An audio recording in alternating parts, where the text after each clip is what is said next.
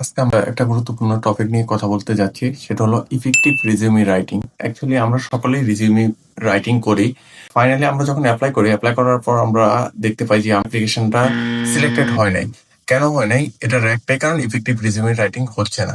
তো আজকে আমরা ডিসকাস করব ফাইভ থাম rules of effective resume writing নিয়ে আমরা কথা বলবো। এর মধ্যে একটা হলো ATS ফ্রেন্ডলি রিজিউমি।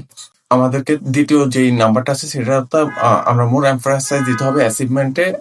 রেসপন্সিবিলিটির চেয়ে বেশি আমাদেরকে পাওয়ার ওয়ার্ড ইউজ করতে হবে। আমাদের রিজিউমিটা কনসাইজ এবং ওয়েল স্ট্রাকচার হতে হবে, এবং আমাদের কোর স্কিল যেগুলো ওইগুলো আমরা শর্ট এক্সাম্পলের মাধ্যমে আমরা ডেসক্রাইব করব।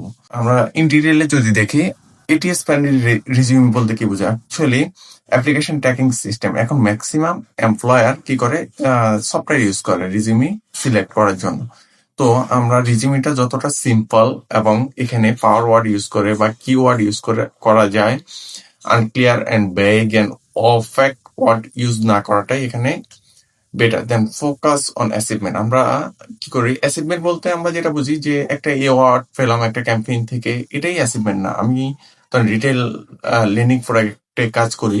তো আমি যদি জার্নালিস্ট হই, তাহলে কয়টা প্রোডাক্ট আমি অ্যাসেস করতে পারি, যেমন home loan, auto loan, credit card, সব প্রোডাক্ট কি আমি করতে পারি, না অনলি আমি ক্রেডিট কার্ড করতে পারি? আপনি যদি বিজনেসে থাকেন, আপনি কি অনলি ক্রেডিট কার্ড ফাইল নিয়ে কাজ করেন, না হোম লোন, অটো লোন, অন্যান্য প্রোডাক্ট নিয়েও কাজ করেন? থার্ড যেটা হলো ইউজ অফ পাওয়ার ওয়ার্ড। এটা কি করে, আপনার রিজিউমিতে একটা ইম্প্যাক্ট দেয়, প্রফেশনালিজম দেয়। যেমন আমরা অনেক সময় কিছু ওয়ার্ড ইউজ করি যেগুলা আমাদের রিজিউমিকে উইক করে দেয়, যেমন I am seeking, I want, I am asking for a position. Rather আমরা যদি কিছু পাওয়ার ওয়ার্ড ইউজ করি, যেমন implemented, achieved, developed and so on. Fourth one হলো বি কনসাইস অ্যান্ড ক্লিয়ার। আমরা ইরিলেভেন্ট কিছু লিখবো না, আমাদের রিলেভেন্ট ইনফরমেশন যেটা আমি জানি অতটুকু লিখবো, এবং যতটা কনসাইজ হয়তো লেখা যায়। কারণ এমপ্লয়ীদের এত সময় নেই আমাদের রিজিউমি পড়ার জন্য।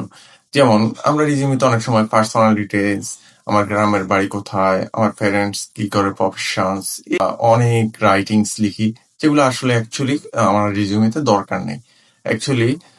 অ্যান্ড দেন হলো define core skill with example. আমরা আমাদের কোর স্কিল গুলো যেগুলো আছে, কোর স্কিলের মধ্যে সফট স্কিল হতে পারে, হার্ড স্কিল হতে পারে। এক্সাম্পলের মাধ্যমে আমরা যদি প্রেজেন্ট করতে পারি, আমাদের রিজিউমিটা মোর প্রফেশনালিজম হবে এবং স্ট্রেংথ ক্যারি করবে। যেমন আমরা অনেক সময় বলে থাকি, আমি I am a leader, I am playing leadership role. তো এটা না বলে আমরা যদি বলতে পারি, আমি আমার অমুক টিমমেট একটা প্রবলেমে পড়েছিল, আমি ওই প্রবলেমটা সলভ করে দিয়েছি।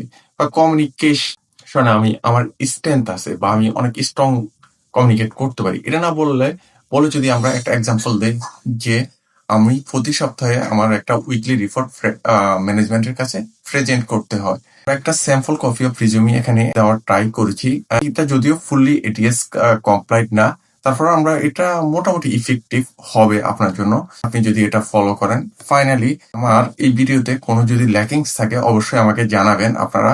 আমরা এখন মনে করি যে অ্যাকচুয়ালি ক্যানভা দিয়ে আমরা যদি একটা রিজিউমি বানাই, আর অ্যাকচুয়ালি এটা আসলে অ্যাকসেপ্টেড হওয়ার পসিবিলিটি বেশি। আসলে এটা না হওয়ার পসিবিলিটি বেশি যদি আমাদের রিজিউমিটা এটিএস ফ্রেন্ডলি না হয় বা আদার কিওয়ার্ডস না থাকে।